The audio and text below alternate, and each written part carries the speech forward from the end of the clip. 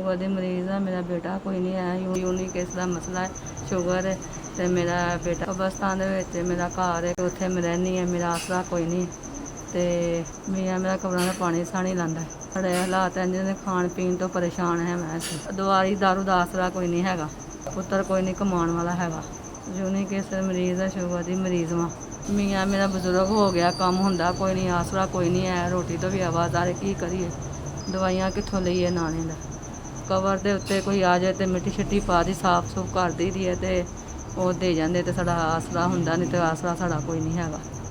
ਤੁਹਾਡੀ ਮਿਹਰਬਾਨੀ, ਮਦਦ ਕਰੋ ਨਾਲੇ।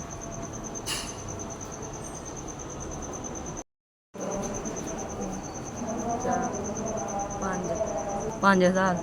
ਅੱਲਾ ਤੁਹਾਨੂੰ ਖੁਸ਼ ਰੱਖੇ, ਸਲਾਮਤ ਰੱਖੇ। ਅੱਲਾ ਤੁਹਾਨੂੰ ਜ਼ਿੰਦਗੀ ਤੰਦਰੁਸਤੀ ਦੇ, ਤੇ ਜਿਸ ਰਿਜ਼ਕ ਚੋਂ ਭੇਜਿਆ ਅੱਲਾ ਇਸ ਤੋਂ ਜ਼ਿਆਦਾ ਦੁਗਣੀ ਰਿਜ਼ਕ ਅਤਾ ਫਰਮਾਏ। 5,000 ਦੇ ਕੇ ਮਦਦ ਕੀਤੀ ਹੈ। ਤੁਹਾਡੇ ਘਰ ਵਿੱਚ ਜਿੰਨੀ ਫੈਮਿਲੀ, ਸਭ ਨੂੰ ਅੱਲਾ ਤੰਦਰੁਸਤੀ ਦੇ, ਜ਼ਿੰਦਗੀ ਦੇਵੇ ਤੇ ਅੱਲਾ ਸਲਾਮਤ ਰੱਖੇ। ਅੱਲਾ ਤੁਹਾਨੂੰ ਤਰੱਕੀਆਂ ਕਾਮਯਾਬੀਆਂ ਅਤਾ ਫਰਮਾਏ।